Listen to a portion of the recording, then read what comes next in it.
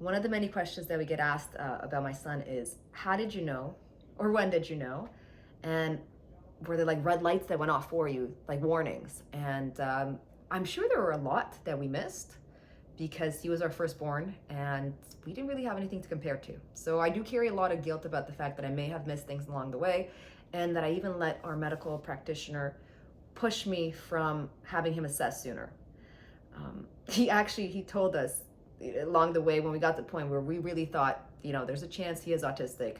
Let's go have him checked out. And he said, no, your son can't possibly be autistic. I've treated an autistic kid and he's nothing like him. So apparently if you meet one, you meet all. And this is from the doctor, right? So we're no longer seeing that doctor. There you go.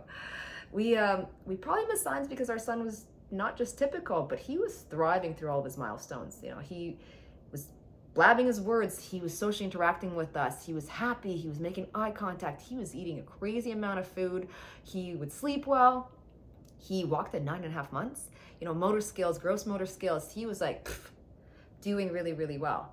I got pregnant with my second child, and it was a high-risk pregnancy. So I was probably not as engaged with my son at that point, and I take guilt for that. But I welcome the fact that he started zoning out a little bit, because I could nap on the couch and, hey, my son's watching a movie for 2 hours. Look how great he is.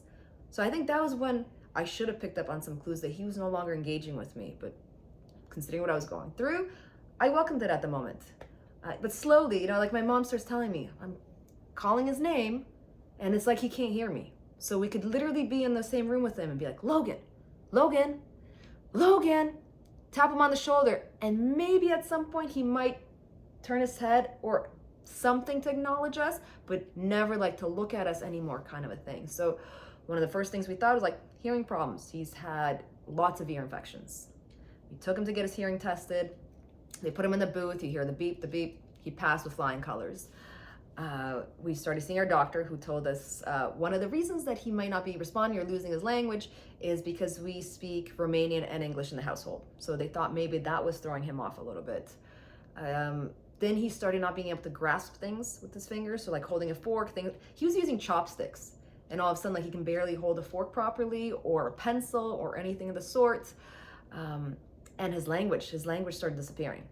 So not only was he using it less frequently, it started dropping. So from saying mama to ma, or like it would just be an if he wanted to maybe get your attention, but most times he was just independent and trying to do his own thing. So at that point, we went to see a developmental pediatrician and had him assessed and started getting him speech therapy, occupational therapy, and just started working with them through that.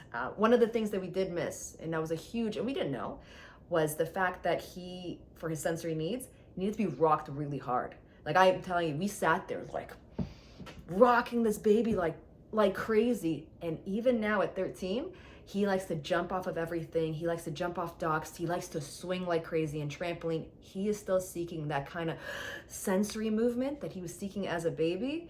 And we had no idea that that was one of the things and the needs that he had, and that would even have to do with autism. So you missed a lot of stuff first time around.